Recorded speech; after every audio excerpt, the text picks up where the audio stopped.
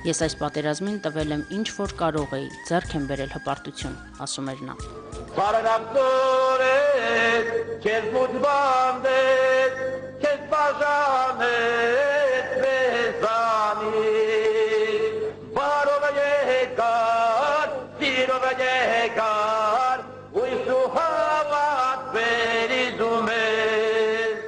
Այսօր Սպարապետի ծննդյան օրն է։ Վազգեն Սարգսյանի 52-րդ գարունն ապրում է բոլոր նրանց մեջ, ովքեր իրենց սրտում տեղ ունեն նրա համար, ովքեր իրենց կյանքում ունեն հայրենասիրության եւ նվիրյալի չխամրող կերպար։ Սպարապետը մեր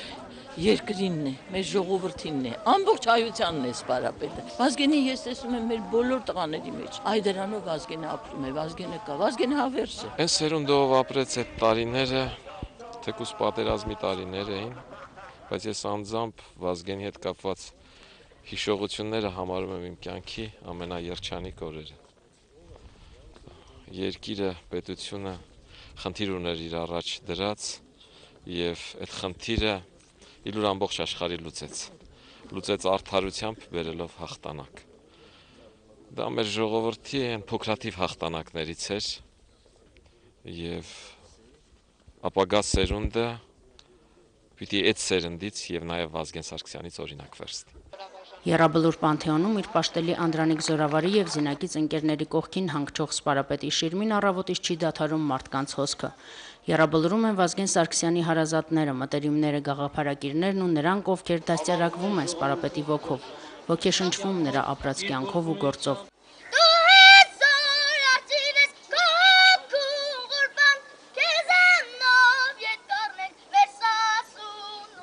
Արարատում մարդաշատ էր նաև Վազգեն Սարգսյանի տուն-թանգարանը, որտեղ պահվում են նրա անձնական իրերը, որտեղ կարելի է տեսնել մանուկ, պատանի երիտասարդ, Սպարապետ, քաղաքական գործիչ, լավ որդի եւ հորեղբայր ճշմարիտ հայ Վազգեն Սարգսյանին։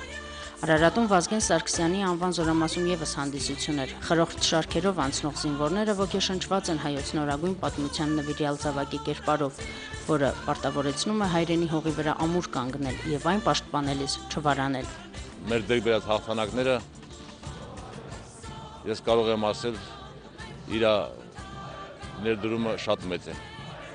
Ներդրումը շատ մեծ է, որը որ այսօր չի կարելի չգնահատել։ Մեծ է Սպարապետի գործը մեր բանակաշինության եւ մեր հաղթանակների համար։ Վազգեն Սարգսյանի համար Հայաստանի հզորացումն ու ամրապնդումը գերխնդիր ու ազգային շահ էր։ Նրա ապրած կյանքը լի էր մշտարթուն հույսով եւ անխախտ հավատով, որ հայոց պետականության վաղվա օրը լուսավոր է լինելու։ Նրա ընտրած ճանապարհը 21-րդ դարը հայերինը դարձնելու ուղի էր, որին համոզված էր պետք է հասնել խավարից դժգոհելու փոխարեն մի մոմ վառելով։ Լիանա Կարապետյան, Հարություն Վարդանյան, Հայլուր։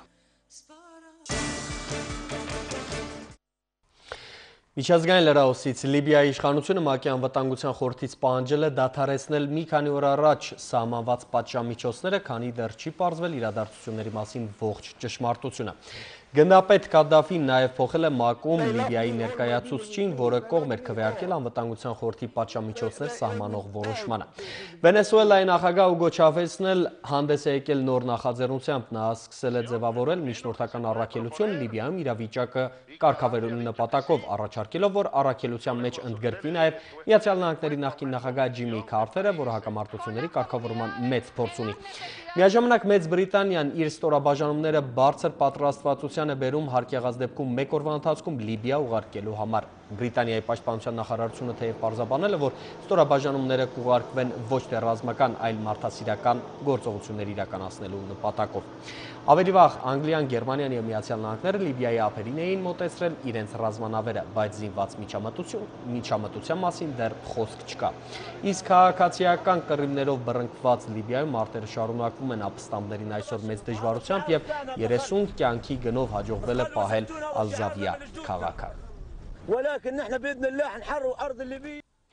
Թուրքիայում բողոքի են դուրս եկել լրագրողների պաշտպանություն օրեր առաջ ձերբակալված իրենց գործընկերների հիմնական ակցիաները տեղի են ունեցել Ստամբուլում եւ Անկարայում, որոնց մասնակցել է ավելի քան 3000 մարդ։ Անկարայում բերանները սև ժապավեններով կապած ցուցարարները երթով շարժվել են դեպի արտգործնախարարության շենքը։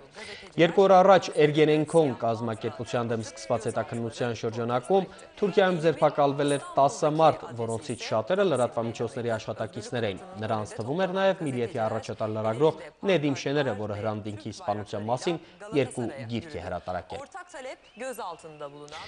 Բողոքի ցույցեր են տեղի ունեցել Խորվաթիայի մայրաքաղաք Զագրեբում, մոտ 10,000 ցուցարար պահանջել է կառավարության հրաժարականի և նոր ընտրություններ։ Բազմությունը նախ փորձել է մոտենալ կառավարության և խորհրդարանի շենքերին, երբ ոստիկանությունը ճանապարհը փակել է, նրանք շարժվել են դեպի կառավարող Դեմոկրատական միություն կուսակցության կենտրոնական գրասենյակ։ Ցույցն ավարտվել է ոստիկանների հետ ընդհարումներով և ձերբակալություններով։ Այսօր բողոքի նոր ակցիաներ են անցկացվել նաև Խորվաթիայի այլ քաղաքներում։ Նյու Յորքում շինարարության 2 աշխատողներ ակամայից դարձել են ռիելիթի շոուի հերոսներ։ Վերամբարձի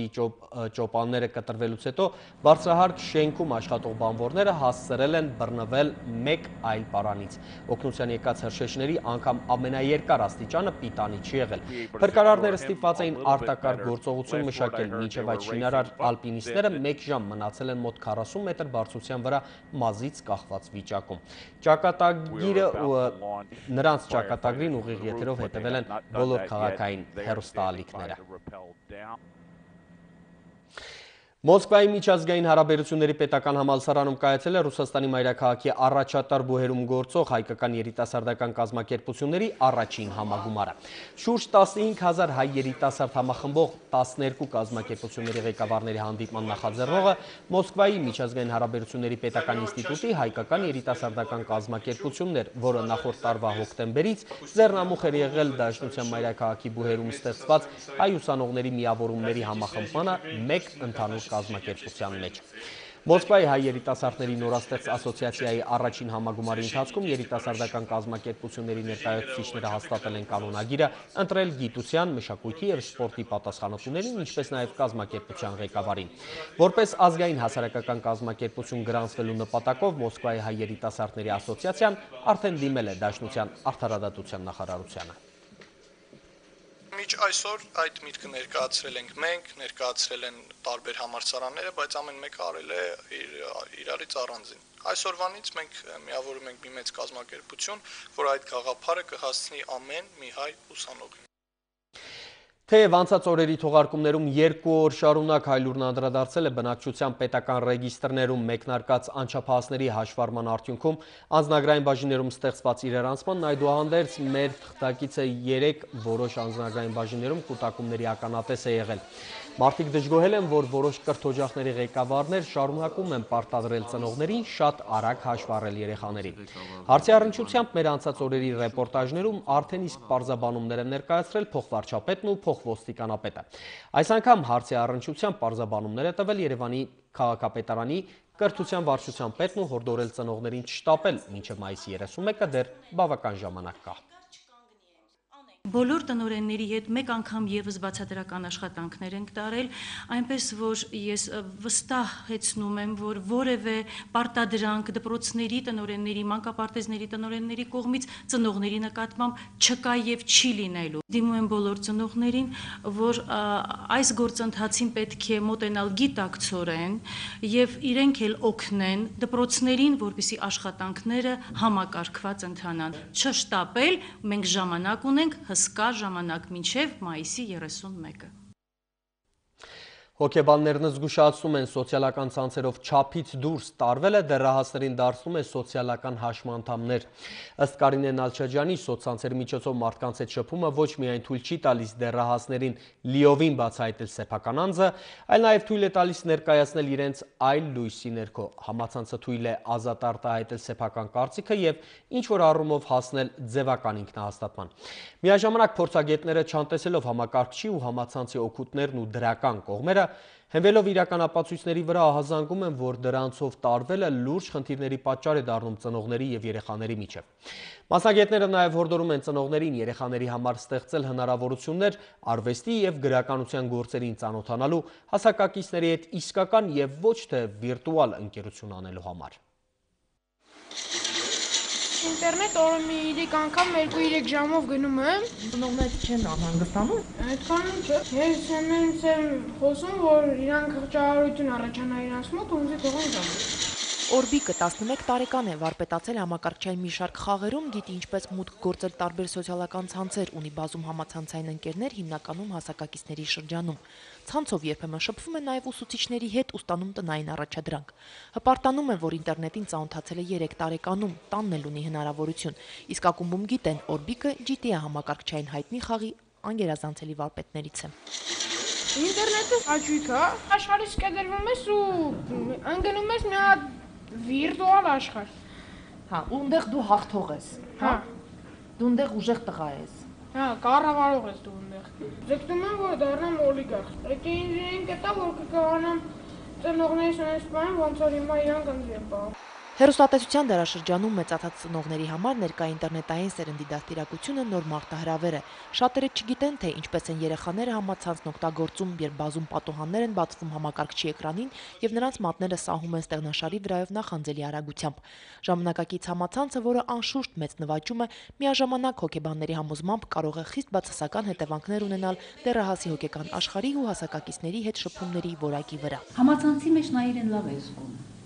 Նա մի տեսակ թաքնված է ինչ-որ մի շղարշի ետևում, նա կարող է իր անձը լիարժեք չներկայացնել, հնարավորությունները շատ են, իսկ մարդկանց հետ շփվելը շատ ավելի դժվար է, շատ ավելի հմտություններ է պահանջում։ Եթե կյանքում շատ ավելի դժվար է թեկուզ փոքր հաղթանակներ տանելը, համակարգչային այդ միջավայրում բավականին հեշտ է հաղթանակների հասնել։ Վիրտուալ ինքնահաստատվելը հոգեբանական բարդույթի միայն մի կողմն է։ Համակարգչային մի շարք խաղերում խիստ արտահայտված է ագրեսիվ կողմը։ Մասնագետները զգուշացնում են, որ երեխայի համար դրանք կարող են դառնալ նաև նմանակման հոգեբանական նույնացման մոդել։ Կրակել, սպանել միայն համակարգչային ցանցում, իսկ բակում ու դպրոցում լինել բարի ու ընկերասեր երեխայի համար թեև ընկալելի է, սակայն բարդ է ըստ մասնագետների։ Բացի այդ, նրանց համոզմամբ համացանցի ոչ ճիշտ կիրառումը հղի է վտանգավոր հետևանքներով։ Մեծ այստեղ խնդրեմա հանդիսանում այն, որ եթե ավելի փոքր հասակի երեխաները, եթե անենք մինչև 10-11 տարեկան երեխաները ավելի շատ համակարգչային խաղերով են խաղում, ինչ որ փազլներ են լուծում, այս են անում, այն են անում,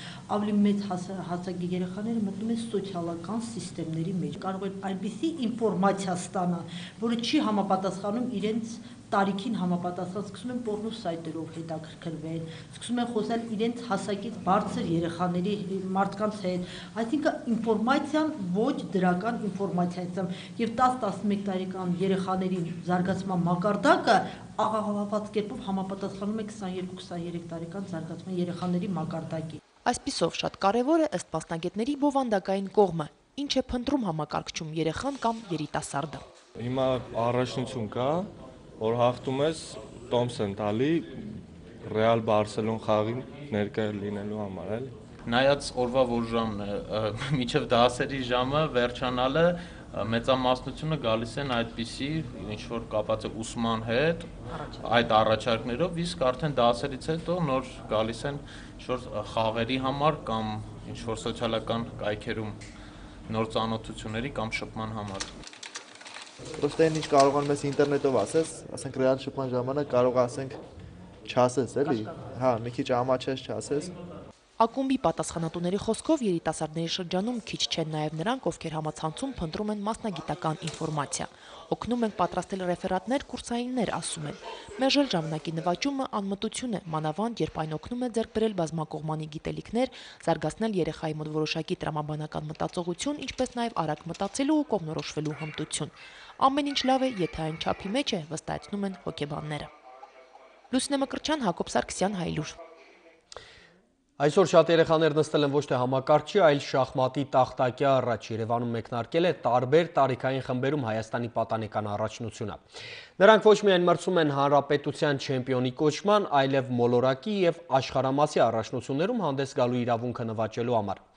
Պատանի շախմատիստները ձգտում են նաև քայլել հայ շախմատային հերոսների հետքերով։ Ինչպես այսօր կայացած ասուլիսում է հայտարարել, այդ հերոսներից Լևոն Արոնյանը այս պահին հայկական շախմատը վերելքի փուլում է եւ պետք է օգտվել այդ իրավիճակից։ Իմաստուն խաղի հայ հանճարն ինքը արդեն ավարտել է մարզումները Ծաղկաձորում եւ պատրաստվում է աշխարհի առաջնության հավակնորդների մրցամարտերին, որոնք կկայանան այս տարվա մայիսին։ Երևանի բոլոր մարզերից ժամանած 10-ից 18 տարեկան պատանիներն ու աղջիկները սրտատրոփ սպասում են տարբեր տարիքային խմբերում Հայաստանի շախմատի անհատական առաջնության կիսաեզրափակիչի մեկնարկի ազդարարմանը։ 400-ից ավելի պատանի շախմատիստներ մինչև մարտի 13-ը պայքարելու են եզրափակիչում խաղալու համար։ Նրանցից ուժեղագույնները ոչ միայն կհռչակվեն Հայաստանի չեմպիոն, այլև իրավունք